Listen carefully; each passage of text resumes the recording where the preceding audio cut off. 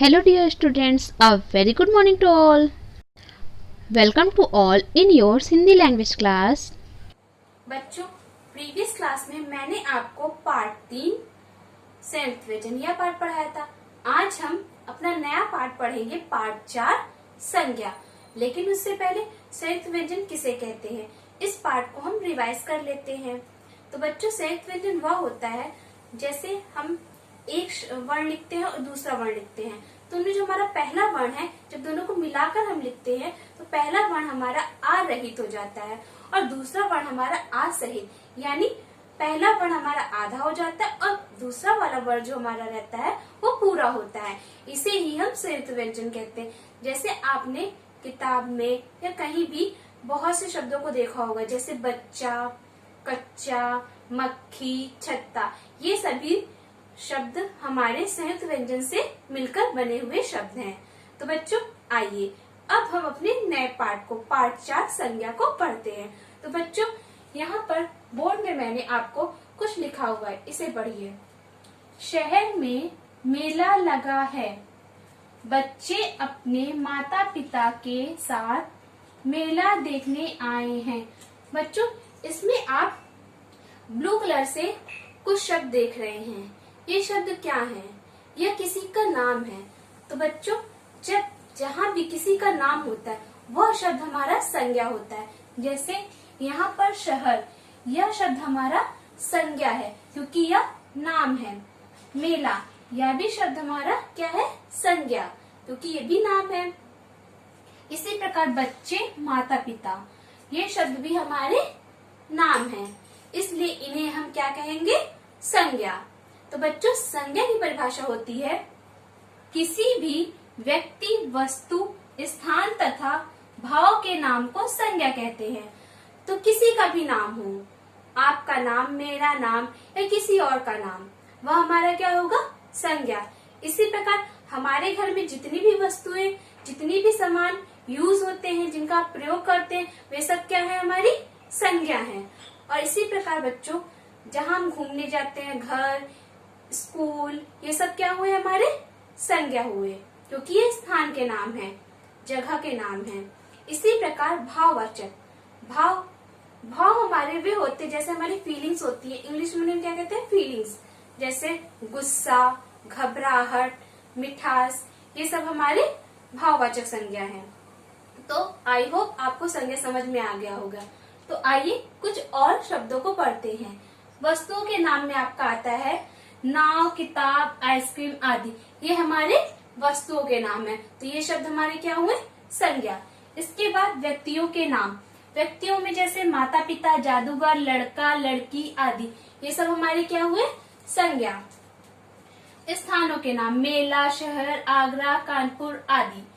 तो इसी तरह के और भी शहर, जगह के नाम हमारे क्या होंगे? संज्ञा। इसके बाद आते हैं भावों के नाम, जैसे बुढ़ापा, आनंद, बचपन, ये सब हमारे क्या है? संज्ञा शब्द हैं। तो आई होप आपको संज्ञा समझ में आ गई होगी कि संज्ञा किसे कहते हैं। इसके बाद आते हैं संज्ञा के भेद। तो बच्चों, संज्ञा के 3 भेद होते हैं।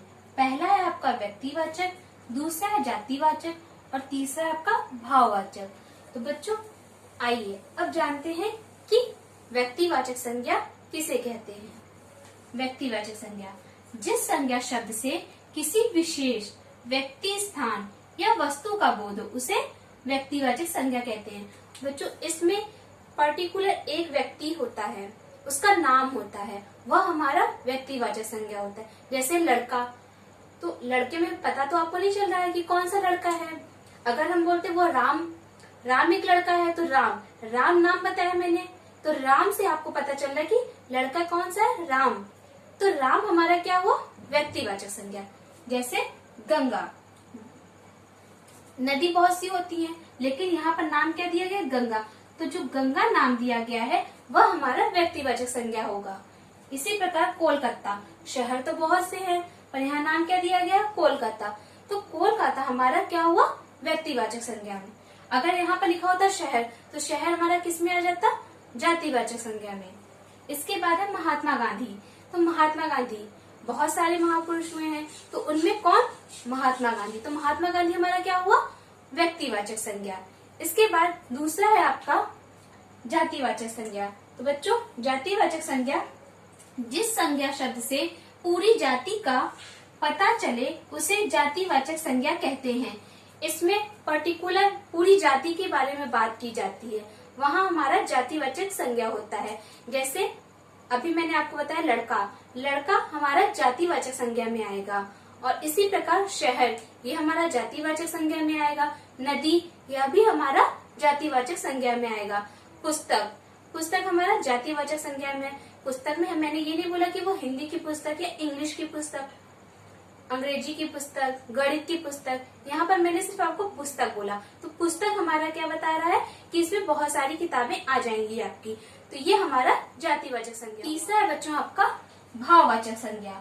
भाववाचक संज्ञा जो संज्ञा शब्द मन के भाव, किसी व्यक्ति, वस्तु, स्थान के गुण दोष तथा अवस्था के बारे में बताते हैं, उन्हें भाववाचक संज्ञा कहते हैं।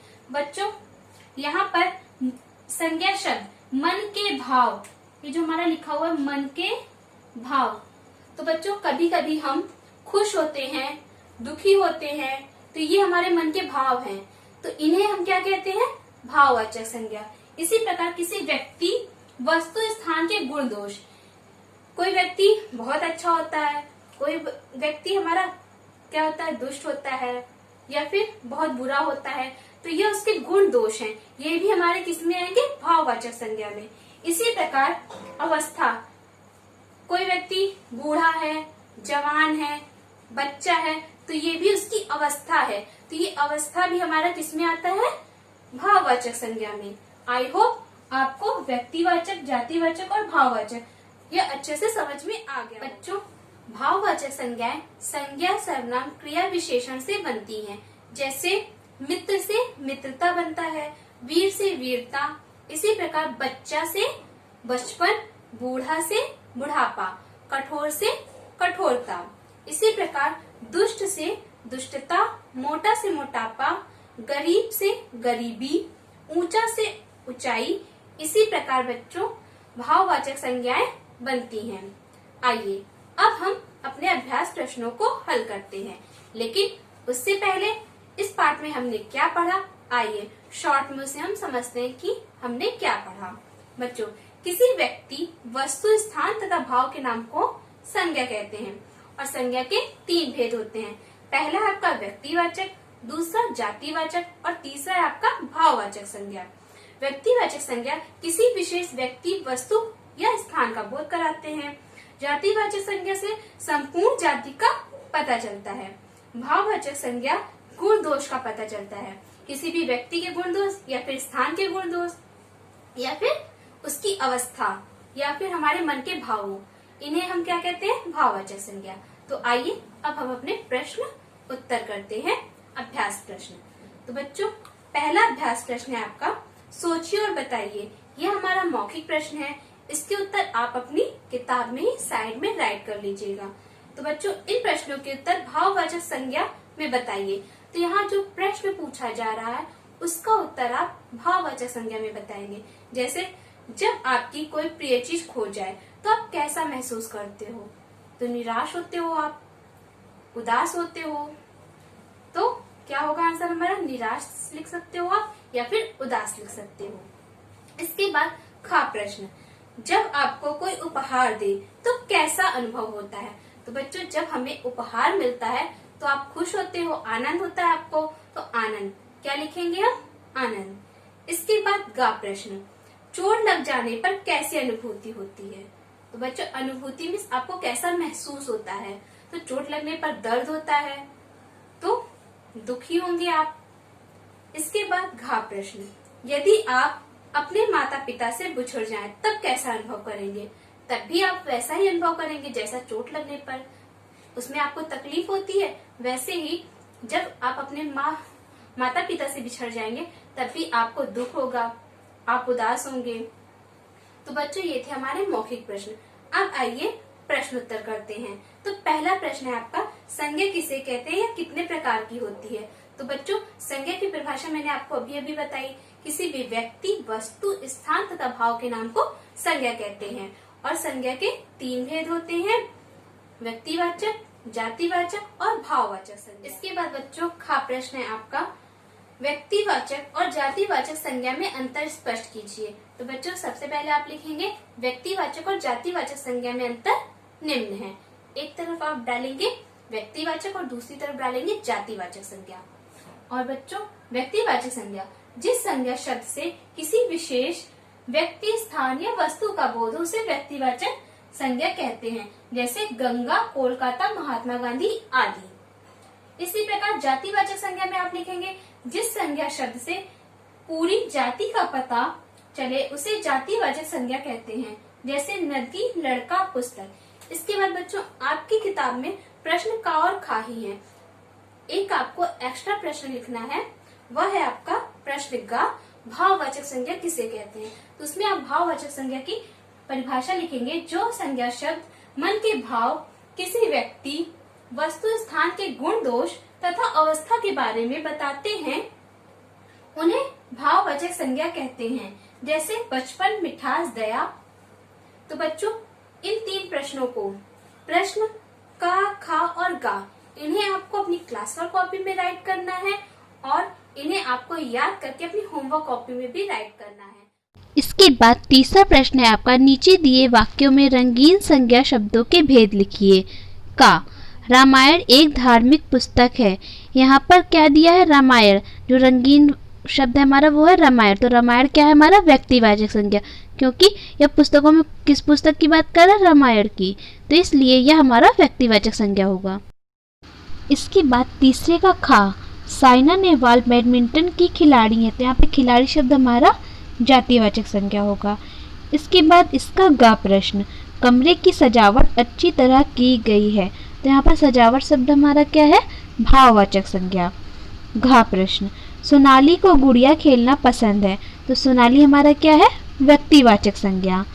अंगा, मीनू की लिखाई बहुत सुंदर है। तो लिखाई शब्द हमारा क्या है, भाववाचक संज्ञा। इसके बाद प्रश्न 4, उचित संज्ञा शब्द ढूंढकर सही जगह लिखिए। तो व्यक्तिवाचक, जातिवाचक और भाववाचक, ये 3 आपके कॉलम दिए गए। इनमें आपको जो व्यक्तिवाचक संज्ञा उसे लिखना है, जो जातिवाचक संज्ञा है उसे राइट करना है और जो भाववाचक संज्ञा उसे राइट कर। तो इस प्रश्न का उत्तर आप स्वयं राइट करेंगे। इसके बाद प्रश्न 5, जो शब्द जातिवाचक संज्ञा शब्द नहीं है उन पर गोला लगाइए। तो जैसे प्रश्न का, पेड़, पहाड़, पवन, पुराना। तो इसमें कौन सा शब्द हमारा जातिवाचक संज्ञा नहीं है, पुराना। इसी प्रकार खा प्रश्न, सोमवार, दिन, पुस्तक, कुर्सी। तो इनमें हमारा कौन सा शब्द जातिवाचक संज्ञा नहीं है, सोमवार। इसके बाद गा प्रश्न, जंगल, महाभारत, देश, सागर। इनमें हमारा कौन सा शब्द जातिवाचक संज्ञा नहीं है, महाभारत। इसके बाद घा, पंखा, सड़क, जलेबी, हिमालय। इसमें कौन सा शब्द हमारा जातिवाचक संज्ञा नहीं है, हिमालय। इसी प्रकार अंगा, भोजन, मटर, सब्जी, मोटापा। इसमें कौन सा शब्द हमारा जातिवाचक संज्ञा नहीं है, मटर। तो बच्चों इसमें आपको ऐसे ही सर्कल करना है जो शब्द मैंने आपको बताए हैं। इसके बाद प्रश्न 6, 3 व्यक्तिवाचक संज्ञाएं लिखिए। तो यहाँ पर आपको स्थान लिखा हुआ है, तो स्थान, 3 स्थान के नाम राइट करने हैं।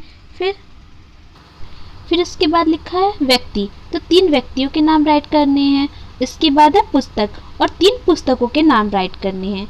इसके बाद है प्रश्न 7, नीचे दी गई व्यक्तिवाचक संज्ञाओं के लिए जातिवाचक संज्ञा लिखिए। तो यहाँ पर व्यक्तिवाचक संज्ञाओं के नाम दिए हुए हैं, उनमें आपको जातिवाचक संज्ञा लिखना है। जैसे का, भारत, चीन, कनाडा, जापान, ये क्या है, देश है। तो देश हमारा जातिवाचक संज्ञा है। इसी प्रकार गंगा, यमुना, रावी, कावेरी, ये क्या है, हमारी नदी है। तो नदी हमारा क्या हुआ, जातिवाचक संज्ञा। गा, होली, दीपावली, दशहरा, ईद, ये हमारे क्या है, त्योहार। तो त्योहार शब्द हमारा क्या हुआ, जातिवाचक संज्ञा। घा, दिल्ली, चंडीगढ़, मुंबई, जयपुर, ये हमारे क्या है, शहर। तो शहर शब्द हमारा क्या हुआ, जातिवाचक संज्ञा। इसके बाद प्रश्न 8, चित्र पहचान कर शब्द सीढ़ी पूरी कीजिए। तो बच्चों इस प्रश्न का उत्तर भी आपको स्वयं करना है। बच्चों आज का गृह कार्य है आपका पाठ 4 संज्ञा के अभ्यास। प्रश्न 3, 4, 5, 6, 7, 8 किताब में भरिए। जो मैंने आपको बताए हैं उन्हें लिखिएगा। फिर उसके बाद जो मैंने आपको होमवर्क में दिए उन्हें भी आप राइट करिएगा। और संज्ञा पाठ के प्रश्न 2 के क ख ग प्रश्न के उत्तर याद करके होमवर्क कॉपी में लिखिए। Thank you students, thanks for watching and always keep smiling and take care.